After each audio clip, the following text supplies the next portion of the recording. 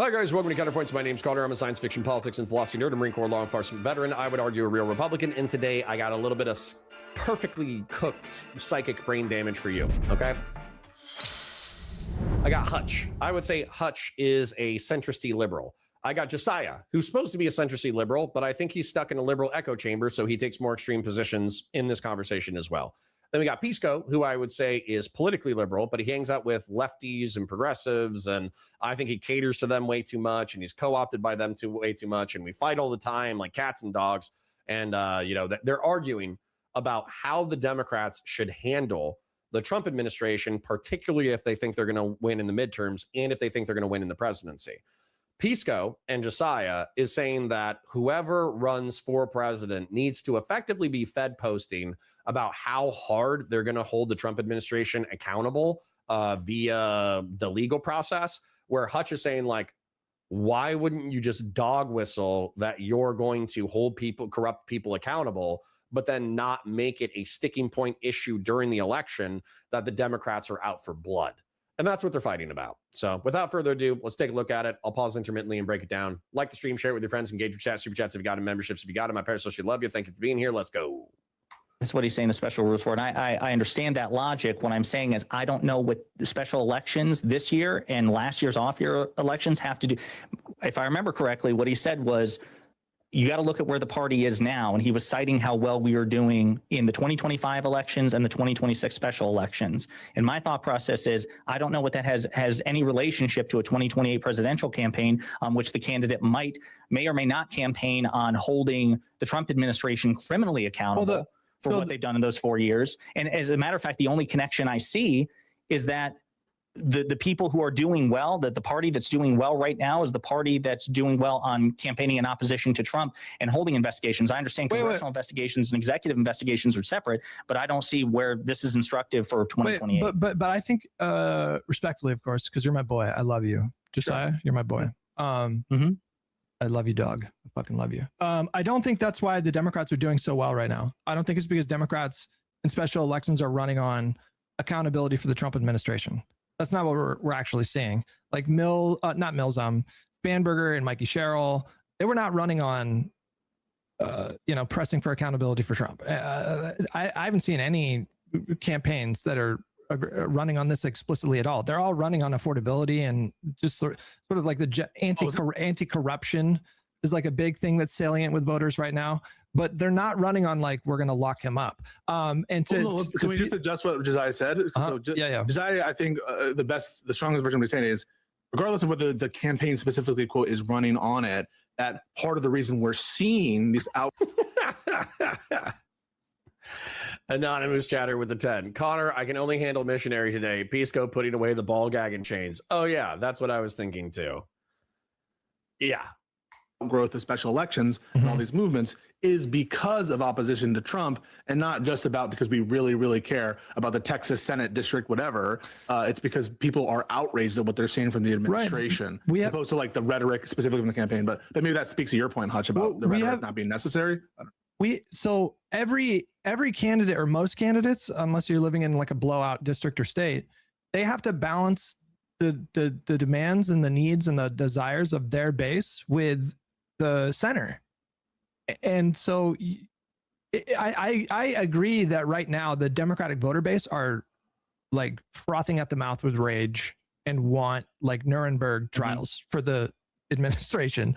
I can see that that's where they're at, but that is not necessarily going to be a campaign strategy that is going to build a bigger coalition to maximize. Yeah, go ahead. Yeah, let me clean up here. To maximize the chances of victory. Dude, I'm sorry. This is just where I'm with Hutch, man. I know the Democrats want blood. I know that there's a certain amount of momentum on the left right now in order to hold Trump accountable, quote unquote. But what you have to understand is a third of the population is left, a third of the population is right, a third of the population doesn't vote. And so the anti-Trump coalition is not just the left. The anti-Trump coalition is moderates and independents and also center-right people who fucking hate Trump, okay? So if you start saying, oh yeah, like fuck the rule of law, we're going to go hard in the paint. If you start destiny posting You know what I'm saying? Where Destiny was saying anybody who participated in the Trump administration whatsoever should be barred from office. Like, you're going to lose a shitload of the fucking independents and the center right who want to vote against Trump. Okay. So obviously there's a balance here that we need to figure out and we need to fight. But like Hutch bringing this up is not crazy. It's actually like perfectly sane to say like, hey guys, you're putting the cart before the horse. How about we worry about trials after we actually create a message that appeals to the broadest fucking coalition in order to win elections? You know, it's like the most like sane, sober, boring fucking take on the internet. And yet it gets treated like it's insanity. Connor, do you think Prime Kai was a repeated victim of Epstein? You know, maybe. Because I understand what the confusion is, and this is where I misspoke. What I'm referring to is the leadership of the Democratic Party. So what do we hear from Hakeem Jeffries and Robert Garcia, the ranking member of the House? What are they? Because I interviewed Garcia. What's he saying? Put us back in power. If you put us back in power, top priority is to investigate the Trump administration, check corruption, because they know in terms of like affordability, they're not going to be able to do anything meaningful on affordability until they get the White House, right? So the next but you still need to talk about that shit. 2 years of the Trump administration, what are Hakeem Jeffries and Robert Garcia and congressional leaders talking about? Give us back power. We will check this administration. So I agree with you that the candidates running, especially in swing districts, are not like campaigning on, hey, elect me and I'll check Trump. What I'm saying is that the people that they would be ultimately working under, a leader Jeffries or a oversight chairman Garcia, et cetera, and so forth, they're like, hey, here's why you should come out and vote and give us. Fashion 40 says, Connor, should there not be trials for the batshit insanity and illegality of this administration? Well, number one, we have to agree on what's actually illegal first, because y'all motherfuckers want to like round up ICE agents, decapitate them, and put their heads on pikes. So we probably need to have an argument about what's actually legal versus illegal first. Then when it comes to like the federal pardons, you have to understand that in reference to federal pardons, Trump it's been untested, but he could self-pardon and or he could step down the day before he leaves office and have JD Vance as acting president pardon him. So he can pardon JD Vance. He can pardon his entire cabinet. So once you pardon the cabinet from federal crimes, once you pardon Trump from federal crimes, once you pardon JD Vance from federal crimes, what you got left, right? What do you have left? Because y'all motherfuckers are putting like the cart way before the horse, okay? You got to win first, motherfuckers. You gotta win first. You haven't even won yet. You're acting like, oh yeah, this is Nazi Germany, and when we seize power, we're gonna have Nuremberg style. How about you fucking focus on winning first? How about that shit? Holy shit. These seats is because we will then take that power and investigate the shit out of Trump. That's what I'm talking about. But that's so that we're getting into what Pisco was saying, which is like my whole thing is that the special rule literally only applies to the president. Rashida Tlaib, when she won her seat. Who said that? Timothy Douglas? Lol, bro, arresting ICE agents who knee-jerk reaction unjustifiably kill people isn't decapitation of innocent good boy ICE agents. Yeah, but y'all motherfuckers don't even know what legal is. Timothy Douglas. I'm gonna try not to get like dragged down into a level 1 argument, but you can't pass a law about officer caused jeopardy and then retroactively prosecute people for a law that was just passed. You can't codify law enforcement communication in reference to gun versus disarmed and then retroactively hold ICE accountable for a negligent homicide. You know what I'm saying? Y'all motherfuckers need to focus on the process. You need to focus on passing laws. You need to focus on like legal outcomes fought through the courts. You need to focus on, I don't know, winning fucking elections, because everything else is just a virtue signal. In 2018, in her acceptance speech, she said, we're going to impeach that motherfucker. Like, I don't think that was necessarily politically prudent, but I don't have a problem with her saying that, because that the Congress is a totally different, their job is to pursue. Process. Yeah. Their job is to pursue political remedies to these kinds of things. That's fine. I think that when Garcia said that to you, that was him like throwing red meat to the base. But if Garcia was running in a competitive district, and I don't know what his districts he serves and if it's competitive, but if he was, those candidates, I can basically guarantee you that we're not going to see a single Democratic Party candidate running for seats in the Congress that are going to be running on like, we're going to eventually prosecute Donald Trump, No, or we're eventually going to impeach them. All of those people are going to run on like your energy totally bill agree. and gas prices. Uncontested. I totally agree with that. I'm just saying the leadership has made it clear that if and when they get power, their priority in the age of Trump will be to punish Trump. Yeah. Good. That's different, by the way. So for instance, like, let's say that, listen, old school, we're all getting fat, okay? Be nice. Speaking of which, like the stream, share it with your friends, engage with chat, super chats if you got them, memberships if you got them. The Oilers have already oiled, so I'm not asking Grassroots. Grassroots doesn't have to donate for the rest of the fucking stream. He doesn't have to donate for the rest of the week. Neither does Christian Valeris, although it is appreciated. Donate to me so I can get fat. But the point is, yeah, 100%. Like, I need to differentiate because I'm so pissed and I'm so grumpy that I feel like the energy of what I'm saying is I'm going to be fighting Josiah and Pisco in this segment of content. But at the same time, I need to avoid the like becoming so pissed and grumpy that you guys miss what I'm saying. So hold on. If the Democrats take back the House, they should still do impeachment proceedings for what is impeachable. What I mean by that is they should do the impeachment for bribery. They should do impeachment for war crimes in the Caribbean if they think they can do it. They should do impeachment for, not for the Venezuelan operation, because like I said, I don't think that's historically supported, but they should do impeachment for the Epstein files, right? For sweeping and redacting the Epstein files in violation of federal law, right? And so those impeachment things, even if they don't have the Senate, they should still pass that in the House. That way it's on record who swept for Trump and who went after Trump. Now, if they actually have the Senate, which I know is like a long shot, but if they had the Senate and if they had the House, then they should go to Republicans and say, listen, motherfuckers, like, you have a pedophile in charge of your party who's destroyed the principles and foundations of your party. Shut the fuck up, fella runner. You made me refer to the Republican Party as a pile, a pedo pile, if you will. So anyways, you could go to the Republicans. And by the way, Thomas Massie is already down. MTG is going to be gone, but we don't know who's going to replace her. Maybe another firebrand MAGA person who hates pedophiles will replace her. Lauren Boebert voted for the Epstein files. You know what I'm saying? So, and even if they're not willing to vote to impeach Trump, they might be willing to vote to impeach Bondi. You know what I'm saying? They might be willing to impeach Kash Patel. So go after Kash Patel, go after Pam Bondi. And even if you don't pass it, at least you have it on record where you get to destroy or damage the public reputation of the Trump administration.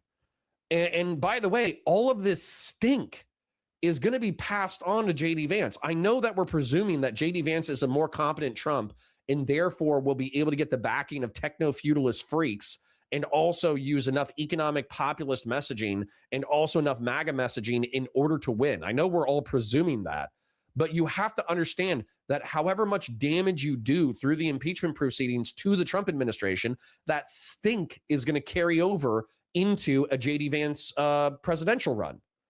And so for me, you really have two options, right? You have two options when JD Vance is running. You either focus your political capital, energy, and resources on making sure that the stink from the Trump administration sticks to JD Vance, and as a result, JD Vance doesn't achieve power, or you try to violate federal pardons in order to go after Trump and his cronies for what they did in the previous fucking election and the previous administration. And that seems like it's totally like wasted political capital. And by the way, it's not about what's moral, it's about what's effective.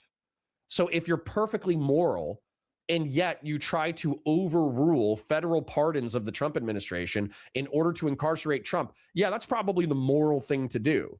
But if you lose the country to a JD Vance techno-feudalist, I'm trying to think of the other bad thing that he was. Somebody brought it up the other day and I was like, oh shit, that actually is bad. I forget. I think it was Palantir. I think it was the techno-feudalist shit. So JD Vance is just going to turn he's just going to turn the country over to techno-feudalist lords who are going to create like the next iteration of war on terror, anti-domestic terror, murder robots, and AI facial recognition software. So like, you know, if you lose the country by going after Trump, then what the fuck is the point? I'm sorry for being grumpy, but I know that some of you guys enjoy my grumpiness. So thanks for being here. Congressionally. But again, I understand that there's a difference to you between the legislative process and the executive process. I agree with that. Yeah. I just why I'm saying I'm not buying the argument that, you know, this isn't something that a presidential candidate in 2028 need not campaign on crushing corruption and investigating corruption and holding the Trump administration accountable simply because but they should run on those things, but not the third thing. You said crushing corruption, investigating corruption, and then looking into Trump. Like just drop the third one, and you're good. Hutch is correct.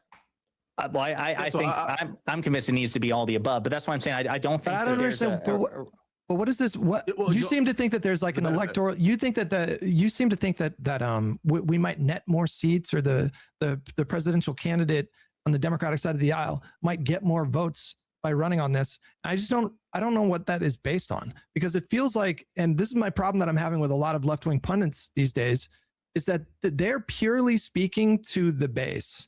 They're not really thinking holistically about, in my opinion, they're not thinking holistically about like the broader American electorate. Correct. And there are a lot of people in the center, or that are politically unaffiliated with the right-leaning or left-leaning independents or true centrists, that are looking for a path to get back to certain norms that used to facilitate a much more like functional version of government, you know, bipartisanship and independent investigations free from political influence. Like there are a lot of people in the center that are looking for a return to that. I don't think that it's going to benefit the Democratic Party to just run on things that are going to like appeal to their base. I also don't find the argument very compelling that the Democratic Party voter base is not going to be wildly enthusiastic and engaged in terms of showing up to vote in both the midterms and the 2028 election. I think correct. Everybody's pissed off. I'm pissed off. You're pissed off. Everyone's pissed off. You don't need to piss people off even more.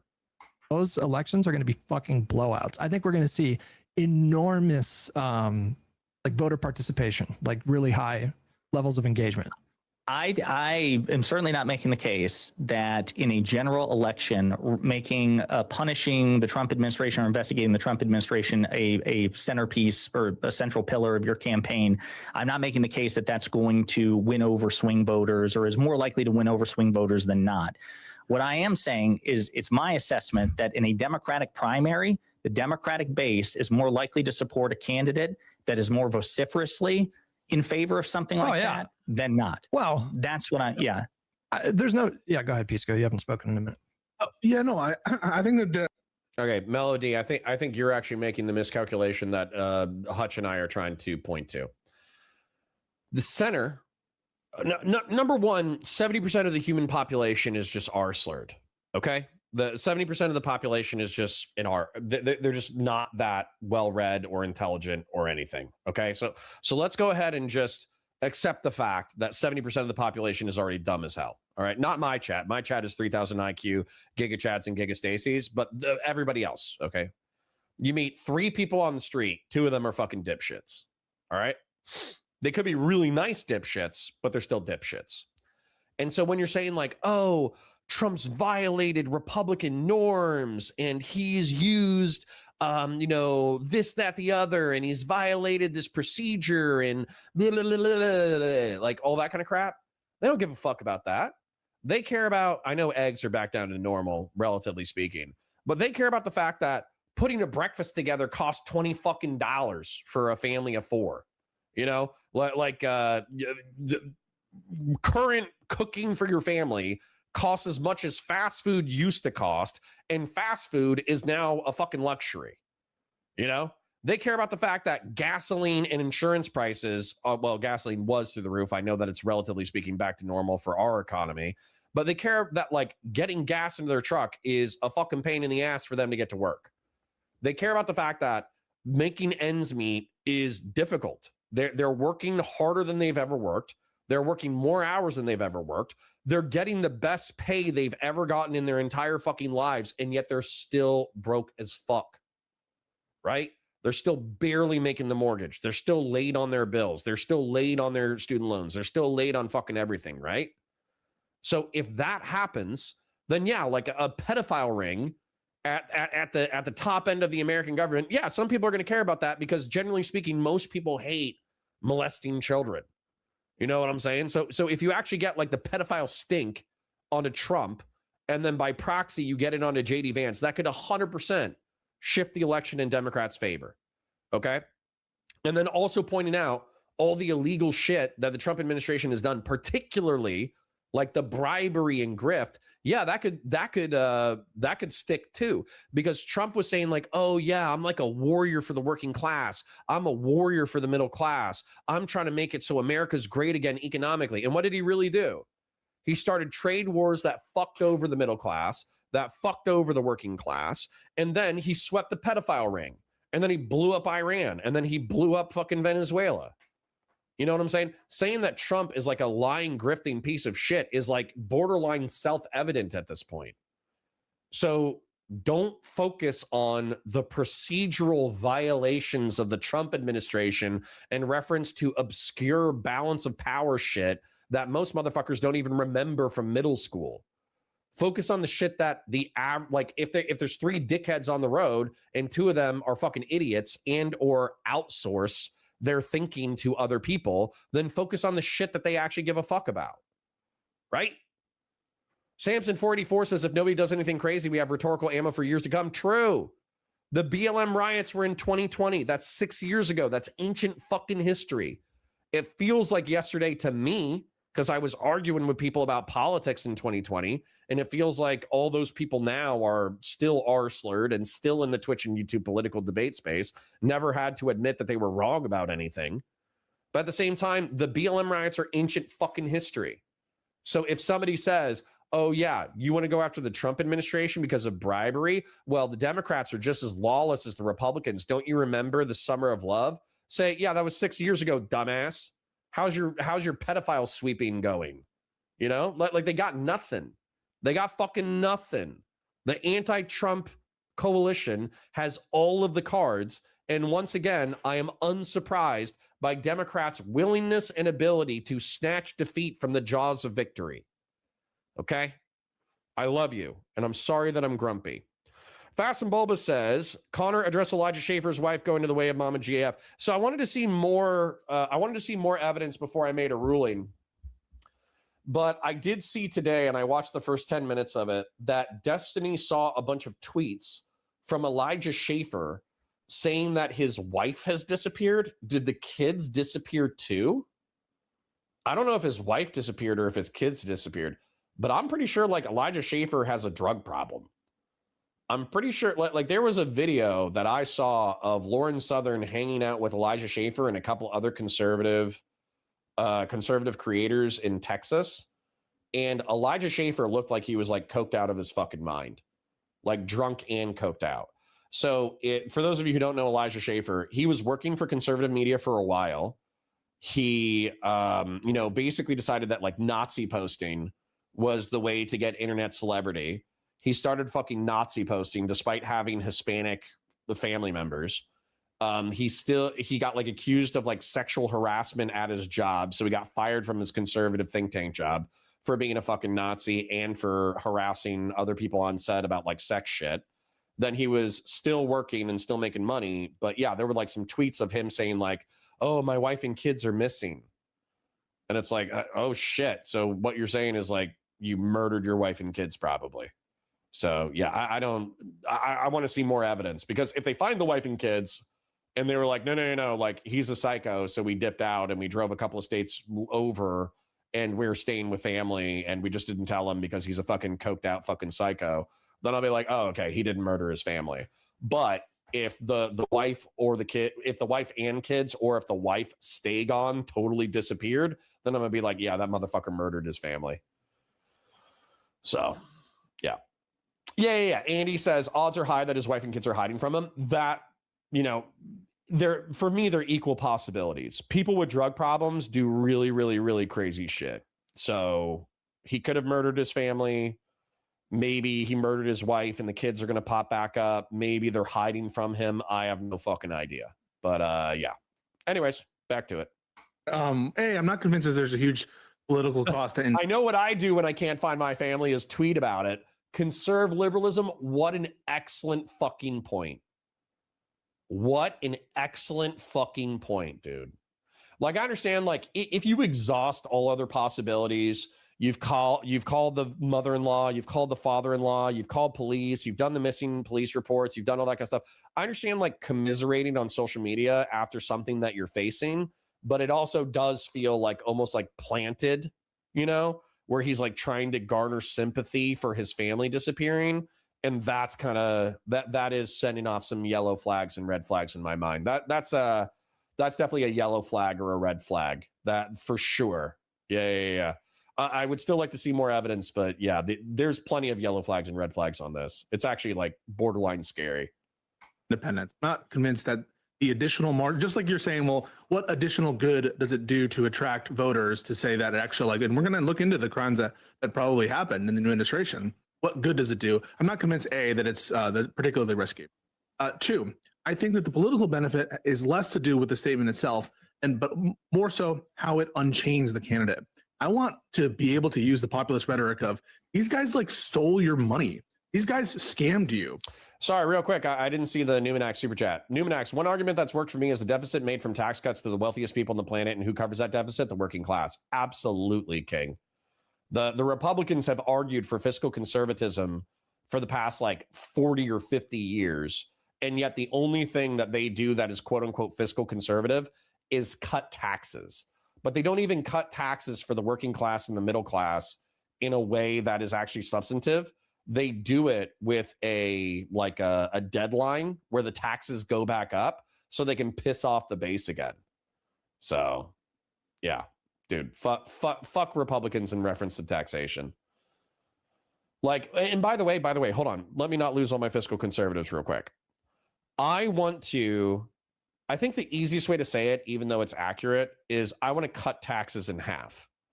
But that's not what I really want to do. I don't want to cut the effective tax rate in half. What I want to do is I want to double the tax brackets. So what I mean by that is right now for a family, for a married couple, income tax is like capped at 12% up to $100,000. So the first 50K, you're at 10K. The second 50K, you're at 12, or excuse me, not 10K. The first 50K, you're at 10%. The second 50K, you're at 12%. And then after that, it jumps to 22 or 24. I think that should be like, based off of how far behind the American working class and middle class has fallen, I think that should be doubled to 200K. And then likewise with a single person who right now at 50K, they get hit with a 12% tax rate. And then over 50K, they get hit with a 22% tax rate. I think that's fucking criminal.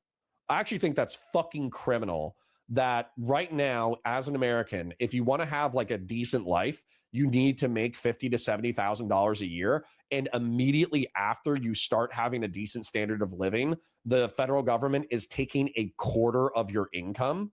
That's fucking criminal.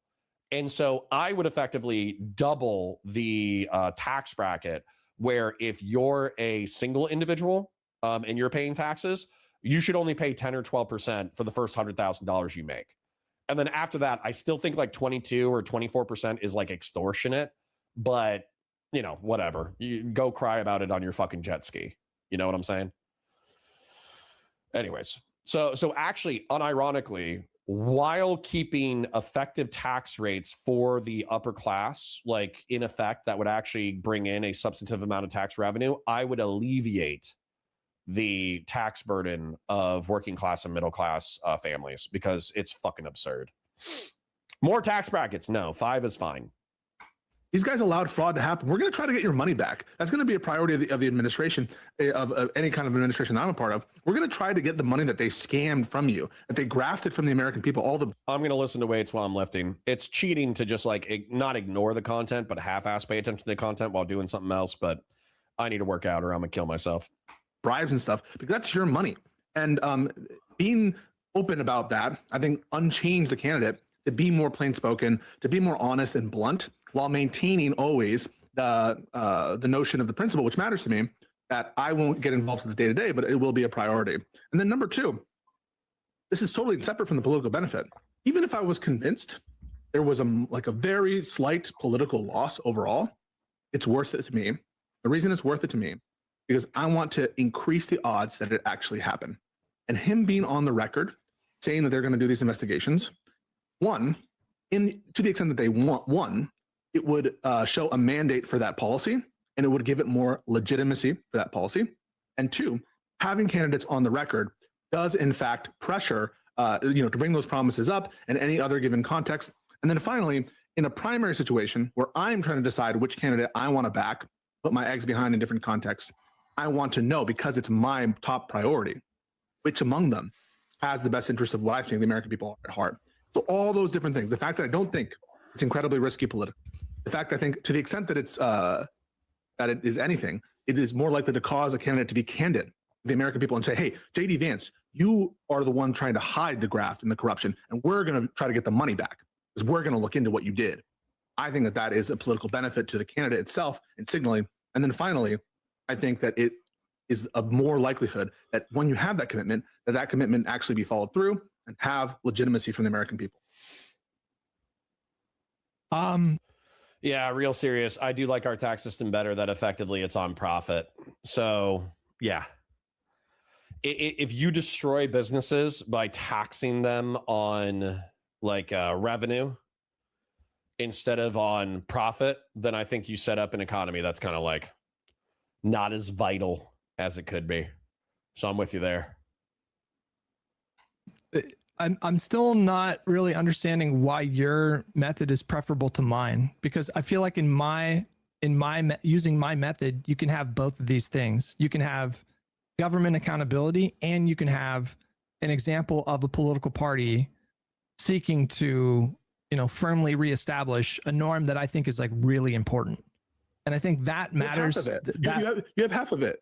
You have you have the critique, which is you guys did criminal stuff, but you don't have the other half of the populist rhetoric, which is, and we're going to get that back. And we're going to make sure the American people are repaid for that, or we're at least going to try doing it. You're going to continue to hide for your billionaire friends. And we're actually going to make sure that to the extent possible, we're going to get that back for the American people, because that's their money. I guess here's another thing that maybe there's a disconnect here is like, I think that this principle is actually really fucking important. So it's not just about like the politics of it. Like, I do think it is corrupt for a president to be directing DOJ to investigate specific people. I think it's thoroughly corrupt. No, but that's not what we're talking about. We're saying that's not what I'm saying. Did you think that I'm saying that he should order the? Yo, y'all are so fucking mean. Fellrunner says listening to Pisco is like reading a college textbook without pictures. Fast and Bulba says listening to Pisco is like eating plain yogurt while an autistic child screams at you. What the fuck? What did Pisco do to you? Dana Calico Cloud says, okay, Pisco quota is full up. See you later. What the fuck? The guy's been talking for like 3 minutes. What's wrong with y'all? Listen. That's like some vicious shit. And I disavow, okay? I disavow. But, seeing how mean they are in like Destiny's chat, seeing how mean they are about me and fucking Pisco's chat, I'm not going to lie. That feels like karmic balance. Okay. That does feel like karmic balance. The department to look into particular people? Brutal. Well, when you say, the administration fleeced you from tax dollars or what, I don't know how exactly you said it. That's what you're saying, right? You're saying, and we're going to look into that. That's what you're saying. You're saying that's not particular people. Agree that's literally particular people. Well, no, it's a particular group of people. Like you're saying that you're gonna, yeah, no, but you are saying that you're gonna instruct your DOJ to investigate the previous administration. I actually think that not coming from that is a priority. Yes. Sorry, I think it's important. I think that this is I don't want to live in a country where that is like the norm moving forward. I think that's a really, really awful way to do criminal justice in a country. I don't think the leader should be instructing the Justice Department to go after specific individuals. Hutch, remember Maidan and like the massacre that occurred with the protesters. Let's say that we have a situation in which like there's actually decent information that Trump or JD Vance or Noam or someone ordered like a massacre of 20 protesters. In that situation, and now I know it's different than the situation we have now. Why would it be wrong for presidential candidates say like, and we saw. Austin Nasty says, Hutch is just arguing you guys should appeal to the middle more. Correct. That's correct. A third of the country votes left. A third of the country is independent and goes with the wins, and they don't all vote. And then a third of the country votes right. Okay? So you have a unique historical opportunity where plenty of motherfuckers hate Trump for a huge amount of reasons. And so if you appear reasonable, insane, then you get to fucking take out huge chunks of the center right and the center in the independents. Whereas if you come across as a vindictive fucking sociopath, then you lose those people and decrease your electoral effectiveness. Correct. That is the thrust of the argument. The massacre that occurred that day, and we're going to get to the bottom of it. They're going to cover it up. We're going to investigate the massacre that took place, that someone in the administration, they're hiding it. Someone in the administration is covering this up. It gave the order. We're going to find out who. Would that be wrong to do? Or I would say like a more concrete example, the timeline doesn't quite add up, but just imagine January. So imagine like, so in Brazil had their own version of January 6th. It was January 8, 2023, and it happened after Lula da Silva was already inaugurated, right? So it wasn't like where they were certifying his votes. He was already in power. But Bolsonaro supporters stormed the executive building, the legislative building, the judicial building. So imagine a January 6th, which happened not before Biden was in office, but imagine after he had already been inaugurated. And President Biden was asked, sir, yesterday, Trump supporters stormed the U.S. Capitol, stormed the White House or whatever. Will you be, what's your comment on that? Will the administration be looking into that? Blah, blah, blah. What would, in that sort of hypothetical, the administration broadly would not be the ones looking into it. It would be the Justice Department. And I think you can answer that question in a way that gets to the point without sullying or dirtying the waters. You can say like, of course, I feel total confidence that the Justice Department that operates underneath me will do everything in their power to investigate like these kinds of matters. You would just say it very broadly, and you can like dog whistle, I suppose. But do you want a situation where, I'm going to fast forward a little bit, not because we're not getting the crux of the arguments, but the way that Hutch, the first 20 minutes was okay content, but realistically, my fellow libs have gone insane. All right. I want to see some fucking insane body language. All right. I want to see some people screaming.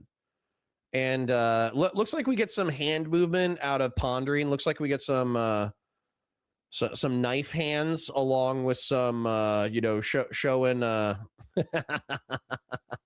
we get some knife hands. So what I'm going to do is I'm going to go to the knife hands because I have to assume that it gets a little bit more spicy later on with a title like that. So realistically, like we get the point, right? I don't need to sit here for 3 hours in order to hear them repeat it was a little fiery, but mostly peaceful conversation. Okay. So I'm gonna fast forward because we get the point, right? So, and I think even Thomas Martinson just said, it's like, no. I'm trying to communicate that to Pisco's community, and it's going out like a wet fart in church. It's going up like a lead balloon, and we get we understand what's happening. Pisco and Josiah are saying that the momentum is with the Democrats right now. The Democrats want real action. The base is hungry for it. If you feed the base red meat, then the right wing hasn't been punished for being extreme. So therefore, if we're a little bit extreme, we're not going to pay that much of a political price, and we're still going to win. Okay, that's what they're saying. Whereas what Hutch is saying is that there is a broad enough coalition of people who fucking hate Trump, including center writers, including independents, that if you go scorched earth, then you're going to lose some of those people, and you're not going to be as electorally effective as you could be. Okay, that's the thrust of the conversation. So if they're still looping like 2.5 hours later, then I don't fucking know what to do for these motherfuckers. But we'll take a look at it. We'll take a look at it. And if we need to change up content, we'll change up content. But I want to see if they actually get into a scrap. MAGA stuff, because that's like my primary enemy. Yeah, I mean, me personally, I'm not going to spend. I mean, I shouldn't say not spend, because there are times on Twitter and in my YouTube videos where I'll call out, people on the left or even yes, lefty infighting. Let's go. That's the real content. I'm here for. I'm here for the lefty infighting. Hassan Piker's bad.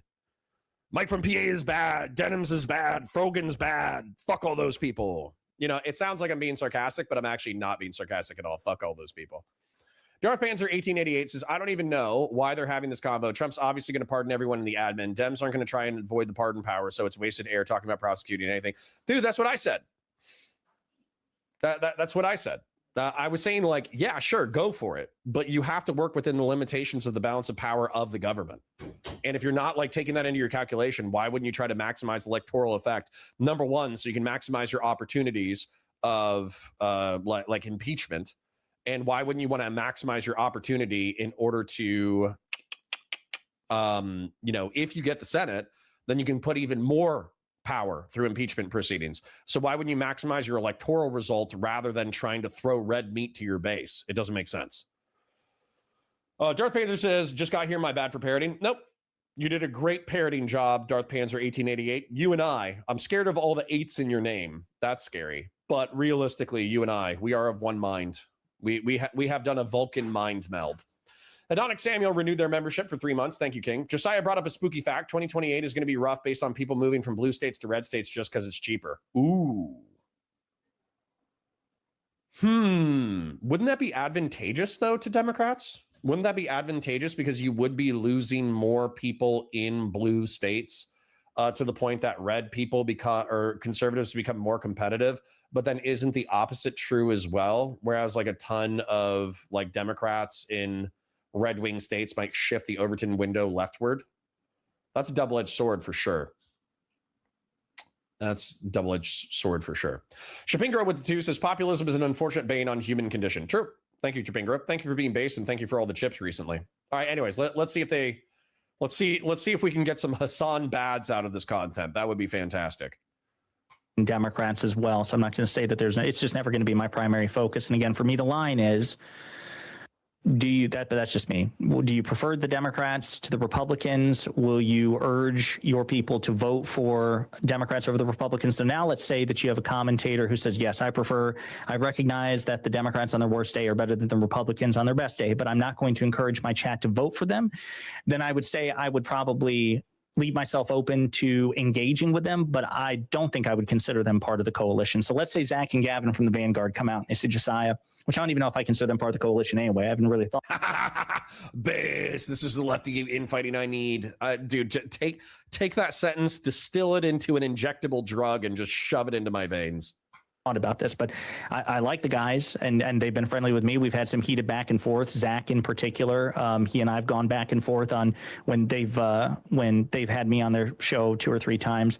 But let's say they come to me and they say, Josiah, listen, we recognize empirically the Democratic Party is better than the Republican Party, but we're not going to encourage our audience to vote for Democrats in 2028. And then I would probably say, well, listen, we can still be buddies or whatever.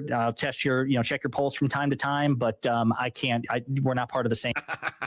But Fed post.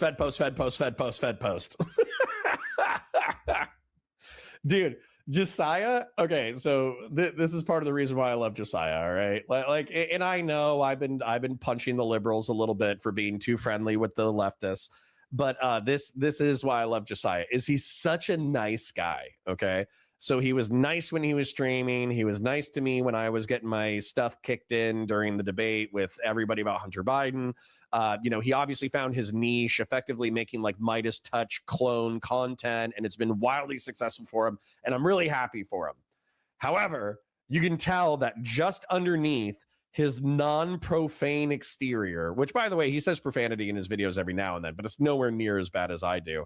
You can tell just underneath the moderate exterior, there is a sincere desire to tell his political opponents to Sudoku. All right. Was Carter having a seizure? No, I wasn't. That was on purpose. So yeah. So like, yes, you can see the rage bubbling underneath his palatable and marketable exterior. It's excellent. I love it. Coalition. And so I'm going to spend less time trying to do outreach or whatever. That's how I look at it. It's got to be a state of preference, and then it's got to be a call to action to vote for the Democrats when push come to shove. And that goes for Kyle too. If Kyle, reneges on it like he did in 2016, 2020, 2024, that would be the end of, you would see a lot less Kyle content on my channel, a lot less me covering Kyle in very flattering lights when he goes on Piers Morgan. 100%. Yeah. And there's tons of proof of this, because like if Kyle was talking like Cenk Uygur, you don't think that we would be calling him out? I take whenever I see something like negative, like Cenk Uygur doing a false equivalence. He did it the other day where he even said that Biden opened the border or something, like they weren't enforcing the border. And that was madness. And that's part of the uniparty shit. Like it was the most stupid fucking thing there's ever been. And if he was talking like that, making a false equivalence or in that kind of respect, I would be calling that out. And the final thing, I'll let you talk, Hutch. I'm sorry. Timothy Douglas says, treat a leftist saying Shapiro covered up a murder the same way. Timothy Douglas, one of our coggers, probably more of a Pisco or Hutch fan, but in the communities throwing elbows. Let's go. You treated MAGA saying it, and that's not like we'll have a conversation about it later. G. Willikers, I guess I'll talk to you about it later. If I say something like, you guys are fucking liars, this is so wrong, whatever, and they call me on it in that moment, and I like don't have the best command of the facts in that moment, like, do you understand that if I write a check that I can't cash and they call me on it, it looks fucking horrible, and you look like an idiot saying that if I'm not confident in the moment to have that discussion that I should anyway, or to have a strong position and be like, yeah, well, I know you're wrong and I just don't remember. Like, this is so stupid. Obviously the right thing in that context is to say, I don't agree with you, I think that's wrong, let's talk about it later. And unfortunately you're saying, no, I had to have known all of those facts. I had to have known to debate it in that moment. And even if I didn't, I should have like puffed up my chest and say, I know it, so that they can just call me on it and I can look like a fucking idiot. That's what you would do, Timothy, because you are an idiot. Sorry, Hutch. Well, I also say, I'm sorry, real quick, as a chat, and not to give one guide, I understand what they're saying. I just disagree with it. People are saying that Cenk and Kyle are the same. I don't think even Hutch would say that. I mean, Kyle's gone after Cenk nonstop since Cenk started his like MAGA diplomacy thing. I mean, one of the worst ass beatings we've seen in like alternative media was the conversation that Cenk had with Crystal on Breaking Points. Like I think right before Trump was inaugurated or shortly thereafter. Like I do think there's a meaning. Yeah, I would actually be really curious. I would be really curious about their, apparently Cenk Uygur and Tucker Carlson had a conversation or a conversation debate recently. And I didn't hear a lot about it. Somebody linked it in the Discord, but I didn't see a lot of conversation about it. So I have to assume that it's so inoffensive because if Cenk had been overly friendly to MAGA, then I think a lot of liberals and centrists would have freaked the fuck out and then been like calling Cenk like a traitor and a dumbass and like a useful idiot and all that kind of stuff. I'm sure that still happened, but it didn't seem like a big enough of a splash to actually hit Twitter in a way that a lot of people cared about it. And then same thing, if he was like really fiery and if he attacked Tucker during the conversation, then I would have to presume that it was it would have been fiery enough to hit Twitter in a big way. So I think, unfortunately, what probably happened was Cenk was probably like too chill. Like he might have challenged Tucker enough for the liberals not to attack Cenk, but then he might not have attacked him enough in order to make like fiery clips.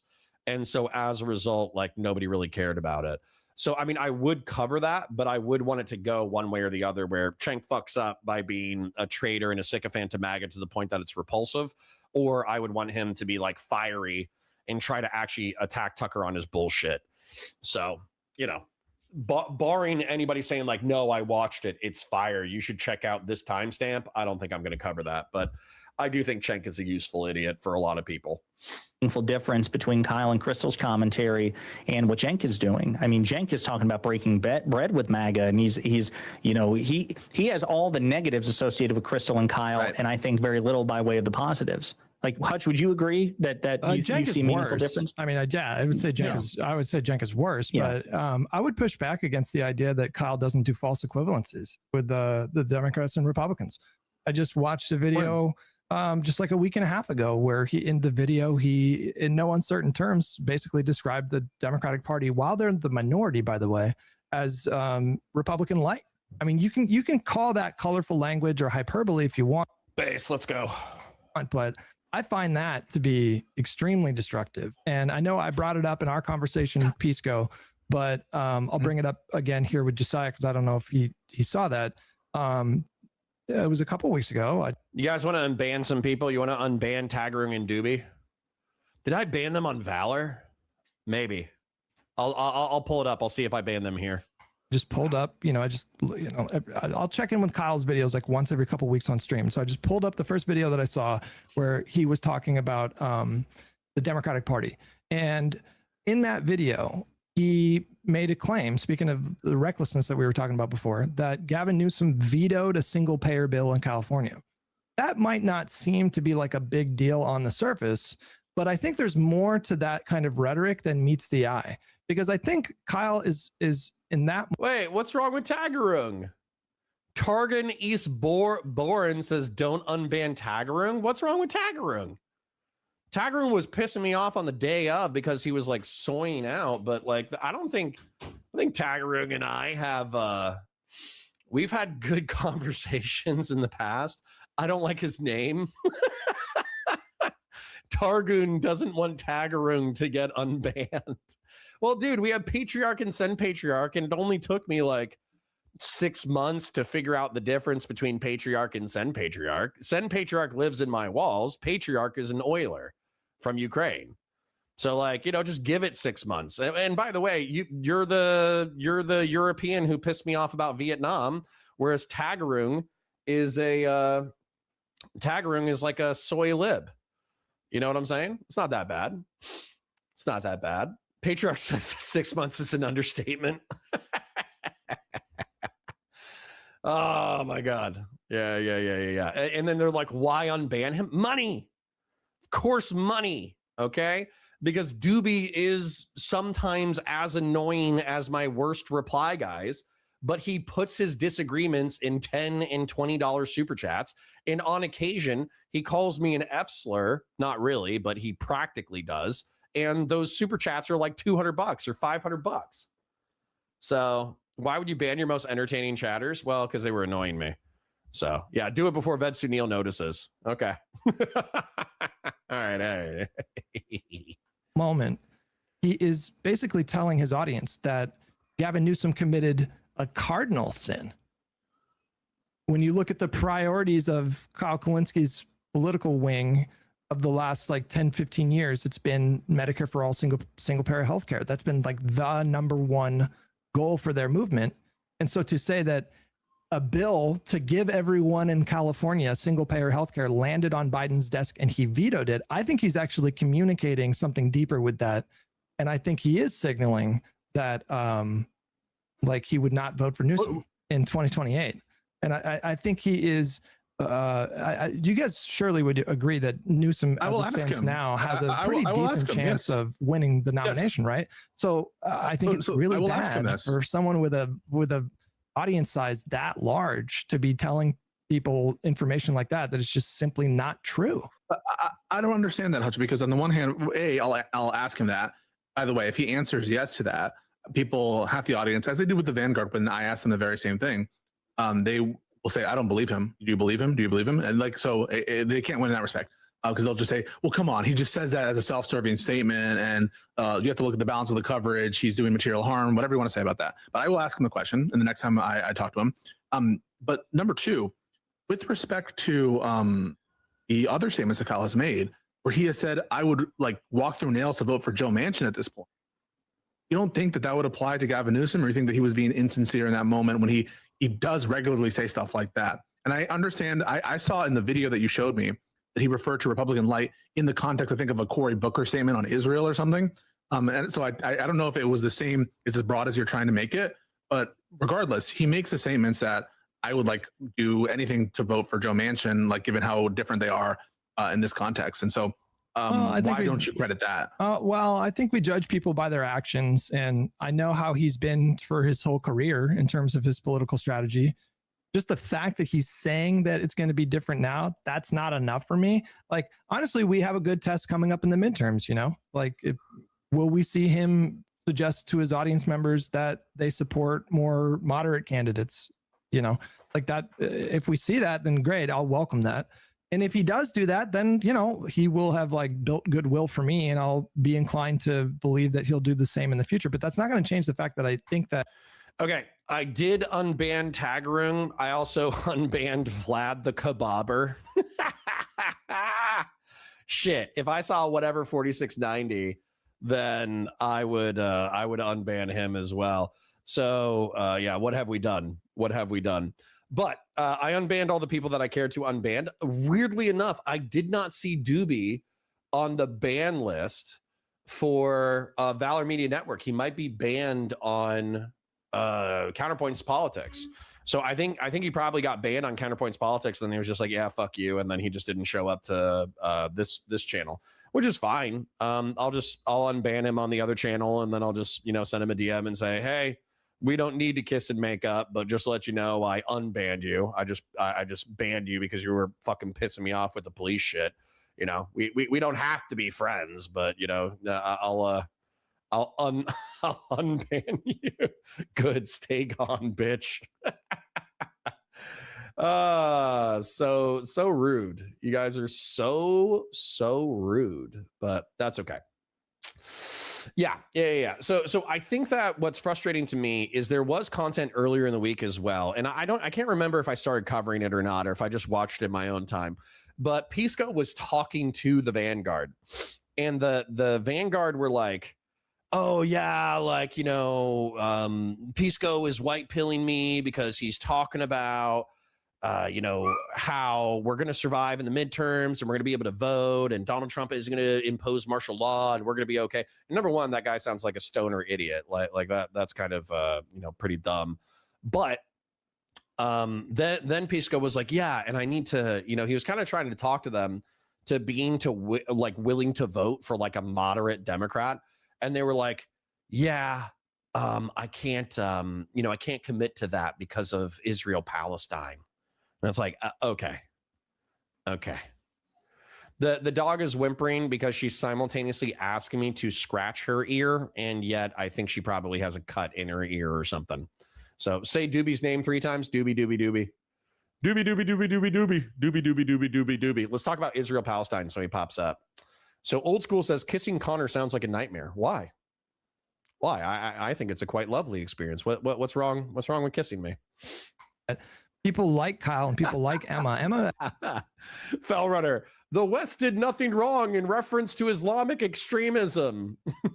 I think is like the worst example of like constant. Emma endorsed Kamala, but Emma Vigland, the biggest dumbass in online politics, is just like when we talk about the flowchart meme, it's like a literal meme with her.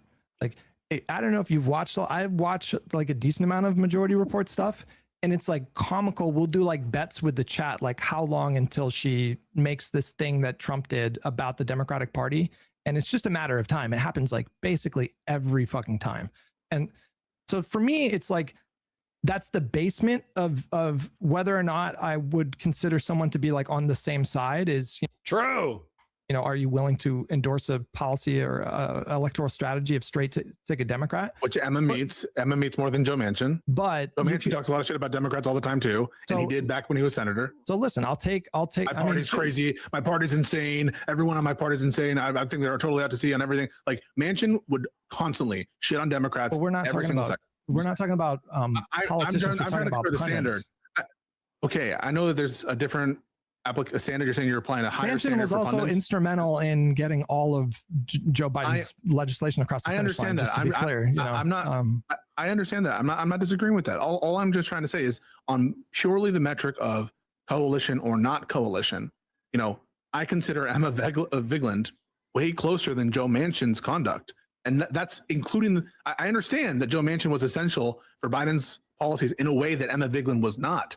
But on the specific question of political alignment and the standards that you put forth, I don't even think it's close. It's like the Soviet Union and the United States in World War II. I view it that way, you know, where it's like after the election, we're in a kind of a Cold War situation with people like Emma Vigeland. But I'll take the help. I'll take the help during elections. But I think it's extremely destructive.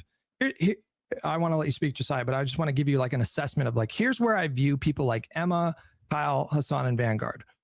I think all of them have a philosophy that can be summarized as, you know, they represent a silent majority of people in this country that are actually super far lefty, but they just don't know it yet. And they think that the Democratic Party, True. one of the primary. Tell me where he goes wrong, because I actually think this is exactly matching their rhetoric. Functions of the Democratic Party is to prevent them from taking power.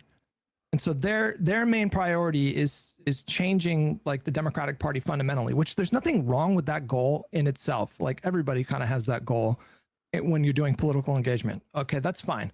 Yeah. But they serve up this narrative, this constant narrative that they're the victims of like the Democratic establishment boot. And if only the Democratic establishment would just get out of the way, then all of us would have healthcare and, you know, we would all like just be fucking super tight and get along and it would be great.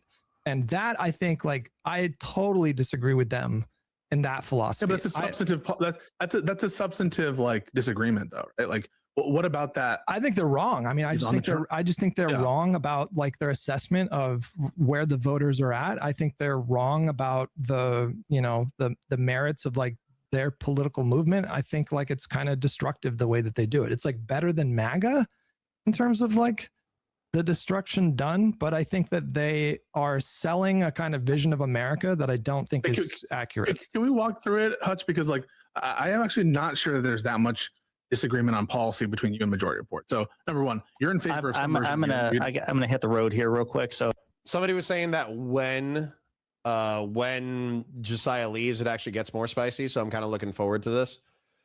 Sean for 5 says, send Pisco that J. Cole, don't save her, she don't want to be saved, in regards to these lefty R slurs. Well, yeah, but people then they send that to me in reference to Destiny.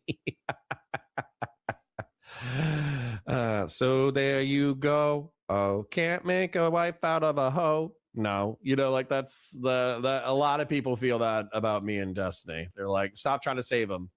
Stop trying to be in Captain Save a Ho in reference to Destiny. He's too big of a hoe. Oh my God. I just want to say, I just 2 quick questions just like popped into mind. I can't even remember the first one. Oh, the first one was, again, I take your point about Joe Manchin, as long as he's serving, you know, in a lawmaking capacity where he coalitions with the Democrats. Now that he's out of office, obviously he has no congressional utility. So to the extent that Joe Manchin doesn't endorse Democrats and shit talks Democrats, you agree that Joe Manchin in 2026 is not part of the coalition, but that he was in 2024 as a sitting member of Congress. Now Joe Manchin, because you mentioned he was instrumental when he was a member of Congress. Now he has no instrumentality. Hutch granted that he wasn't. Yeah. Hutch granted that he wasn't part of the coalition, but he could distinguish how he treats them based on their instrumentality of. But he said something earlier about, he goes, you know, Joe Manchin was instrumental, and he was in a lot of Biden legislation, but that doesn't give him a pass. Right, but that doesn't give him a pass for forever, is what I'm saying, right? A pass in what kind of sense? But he wasn't a part of the coalition then. Like on the grounds of coalitionness, he was not in the coalition. He may have been more useful for other reasons, and maybe he would have treated him differently. But on the grounds of, is he part of my side or is he opposition? He was more opposition than Hassan Piker was. That's what Hutch said. Yeah, but I think. Oh, fuck off. I don't even know who I'm telling to fuck off. But say if they're still talking about Joe Manchin, saying Joe Manchin is less a part of my coalition than Hassan Piker. If that's your position, like Sudoku, bro, fucking Fed post. What a wild fucking thing to say.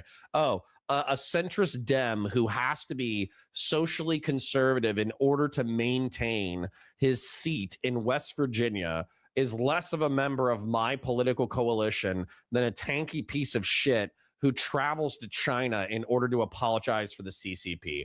Fuck that shit. I don't even know if I'm quoting them correctly because I'm still trying to unban people from fucking YouTube or whatever. But if that's anybody's, if that's anybody's position, then, Fed post. That is fucking crazy. I think we can address this in a different way. If Emma Vigeland announced a run for a district and she was competitive in a red district, I would endorse her and tell my people to vote for her. And the same why? God, I hate that woman. Kind of thing applies to Manchin. Even though she's in opposition in your mind. Right. Or Yes. I actually don't think that she would qualify for opposition. Right. So then this opposition thing is like she literally has a seat at the table. The opposition literally has a seat at the table on your view. Well, the congressional majority is correct. That's how coalitions work. Oftentimes with coalitions, you don't agree with your people whatsoever. That was one of the things that actually politically illiterate people could not understand. They're like, why are you working for a progressive organization when Democratic organizations or Republican organizations exist? And it's like, it doesn't really matter as long as we're pushing in the same direction. We don't have to agree on everything.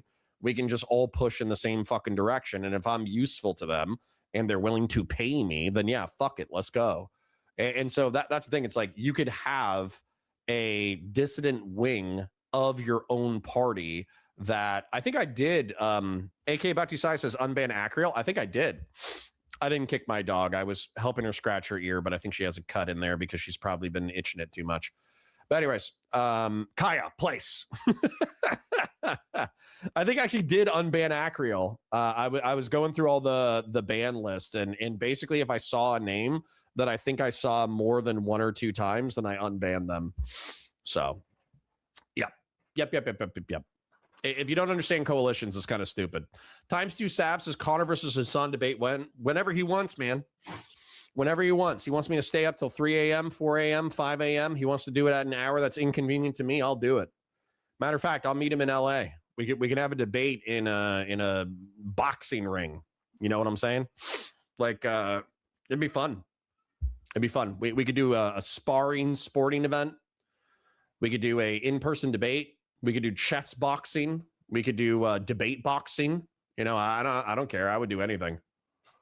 I bet Connor would announce for that debate only 5 minutes prior. I think are like a separate kind of like higher order issue though. I think like that, like it seems whenever we're trying to get clarity on the rule. That's why wait a minute. That's why I was asking, because I took his point to say whether or not Manchin was part of the coalition when he was a senator is irrelevant because he had instrumentality as a voting member of the Democratic coalition. Joe Manchin's not in office now, so now you would agree that he's less useful and is even less part of the coalition than Emma Vigeland because now he's not voting for anything and he's shit talking Democrats. Yeah. In the context of 2024, Emma was a stronger Kamala soldier than Joe Manchin. Perfect. And then the second question is about Kyle, and the false equivalences and stuff like that. And yeah, to the extent that he's calling Cory Booker MAGA light. Now, maybe there's a discrete issue where where Cory is not far away from a particular MAGA position. I'd need to know the context. Israel. But what do you make of? Like I remember very vividly. Can we just say Schumer went out and said part of my job as leader is to make sure Israel is funded. And do you think it's like a bad criticism of like some Democrats that they're basically shades of Republican when it comes to Israel policy? Is that like even wrong? It's not inaccurate to say that there are a lot of Democrats and Republicans that agree that the United States should provide for Israel's security. Right. So it doesn't even feel like that's an. Old School for Five says, to my mind, Fetterman has been the best political weapon the Democrats have. He reached out to rural Pennsylvania against the party's wishes. Why do Dems hate him so much? Because he's a Zionist, right? Because he's a Zionist, because he's anti-immigration, because he supports Trump on some policies openly. He doesn't apologize about it. He's like, yeah, we need a secure border. Yeah, we need to deport immigrants. Yeah, we should support Israel. Yeah, fuck Palestine. So that's not exactly keeping in line with Democratic orthodoxy. Thank you for the $5, by the way. Like the stream, share it with your friends, engage with chat, super chats if you got them, memberships if you got them. Taking a look at the goal. We got an hour left on the goal. We are at a 4 out of 10. You guys, the grassroots already oiled today, so we're having a good day. But realistically, we're about to hit our second goal. You know, each goal is around 10 super chats. We're at 17 super chats. So if you got chips or oils, it's appreciated, not required. Appreciated, but not required. Kyle would definitely be on the bottom of the pile. True. Darth Panzer says Fetterman had a stroke and I'm ableist. True. Fetterman will get primaried. Doubt it. Good luck with that. Andy B says Fetterman is extremely popular in PA, but he could never win a primary. Dude, that's kind of what I'm saying, man. That's kind of what I'm saying. Is like Fetterman has the seat. So what are you gonna do? You're gonna try to primary him, and I don't know how that's gonna work out. But I've been hearing people talking about primarying Fetterman for like at least 5 years, and I still haven't seen it done. You know what I'm saying? Inaccurate statement. If it was made of Cory Booker that he's Republican light on Israel, it feels like it's true. I was talking in a more broad sense. He, like, I can't give you particulars, but in a more broad sense, I think he does regularly kind of conflate the entire Democratic Party with Republicans. So my last question is, and again, getting back to Kyle about the false equivalence thing. What do you make of when Democrats do well, like electorally? Kyle cheerleads that. Kyle like takes fucking victory laps. And yeah, but he always takes victory laps when it's the progressives, dude. We saw this the other day when we were watching that video that was like, I watched Kyle Kalinske and Crystal Ball for 2 weeks. And, this is what I saw. And what we saw was Kyle Kalinske saying that every moderate Democrat who lost, they lost because they were a moderate, omitting the fact that moderate Democrats were running in contested districts. And then he was like, oh, every progressive Democrat won because they're progressive, omitting the fact that all the progressives were in like secure Democrat deep blue seats. You know what I'm saying? So like, yeah, sure, he's cheerleading the party, but that would be like, oh yeah, there's this MAGA guy and he always cheers on the Republican Party. Meanwhile, he only cheers on MAGA, never cheers on moderates. You know what I'm saying? Patriarch says, I forced an orangutan to watch Kyle Kalinske for 2 weeks and now it wants to kill itself. Yeah, exactly. he hypes the Democrats up. Like, do you remember, because it went viral after the November 2025 election where there was a blue wave? He lit up that cigar, had his shades on, and was like hyping up the Dems and shit talking the Republicans and stuff like that. Like, but if I were to go to his Twitter account and search for, Mikey Sherrill or Abigail Spanberger, I don't know what I'll find, but I would not be shocked if he was calling them I don't know, pro-Israel, like pro-Zionist, or I don't know, whatever the fuck. Like, it would not shock me. What if that's true, though? Well, no, I mean, like, that's one particular issue, but I'm saying, like, it wouldn't shock me if I found a lot of tweets of him, like, cutting them down to size. Well, again, I don't know. Like, I don't have time to unpack this here because, again, my line isn't, does he criticize Democrats? I don't give a fuck. I'm fine if he criticizes Democrats as long as he criticizes the... No, I'm okay with criticizing. Yeah, Times 2 Sav says, I floated around to Hassan, Kyle, Sam Cedar, fuck even with Newsmax. I dislike everyone equally. Based. This place is pretty based, though, not an echo chamber. Yeah, we love to fight. We love to fight. The one thing you cannot do is I can be smug. You can't be smug to me. You can be smug to your fellow chatters. You can't be smug to me. So, for instance, I did just unban AF Racing. He was banned on one channel, but not on the other. I unbanned him on both. And AF Racing is like, fine, ban me, you midwit. I was like, okay, ban. Easy. Not really, you banned Doobie for disagreeing. Are you shitting me? You think I banned Doobie for disagreeing? I didn't ban Doobie for disagreeing. Doobie and I have disagreed about shitloads of things for months. It's because, in my opinion, he mischaracterized the law enforcement shit. We talked about it in part or like on stream about law enforcement shit and how he was mischaracterizing it. And then when I'm getting dogpiled, he was mischaracterizing it again. He's like, yeah, Connor just loves beating the shit out of like handcuffed people. It's his favorite thing to do, which any other day would have been funny. Any other day, it would have been funny. But when I'm in the middle of getting dogpiled over being apologetic for police brutality or whatever, you can go fuck yourself. You know what I'm saying?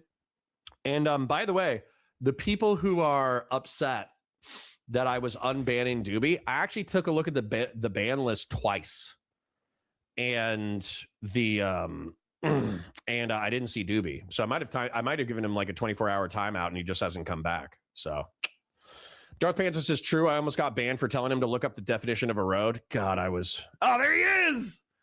There he is. Let's go. Speak of the devil, and he shall appear.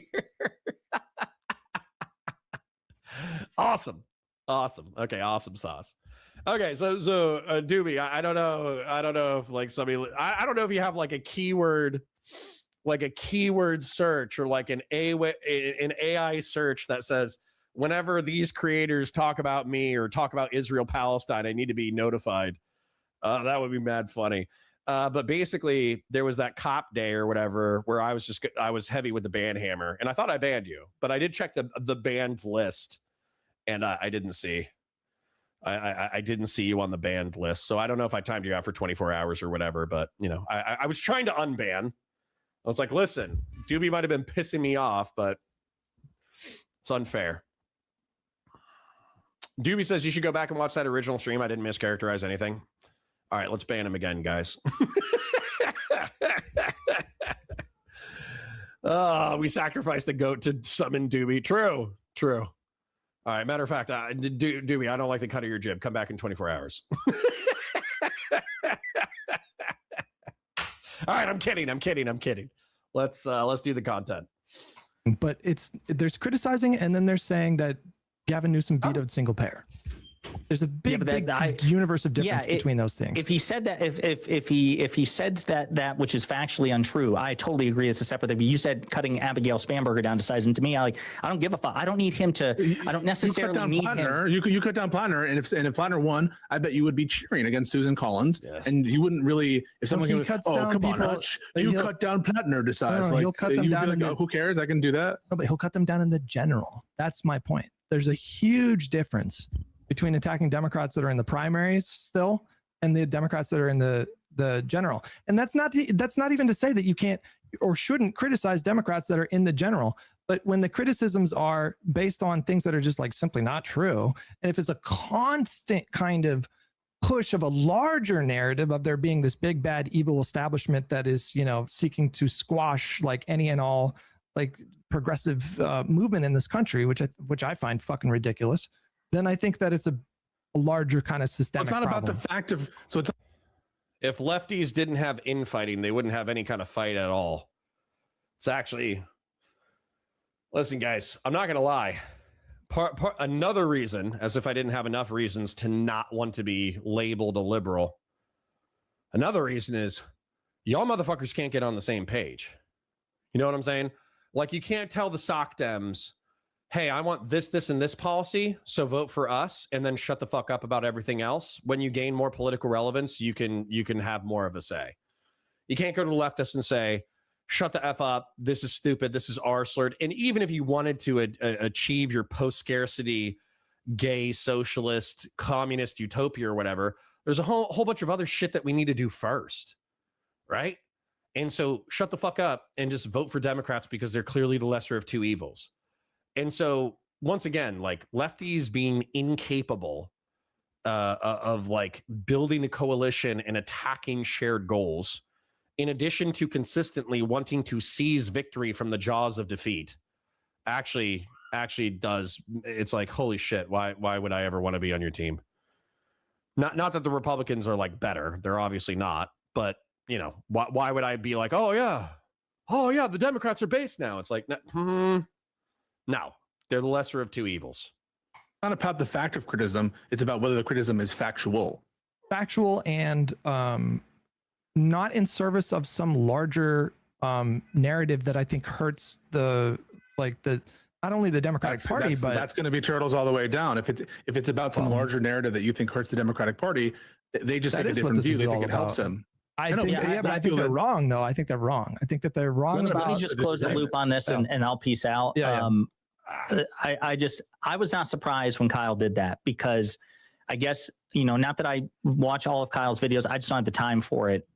But I'm familiar enough with his content and Crystal's content and conversations I've had with them privately and when they've been on my channel.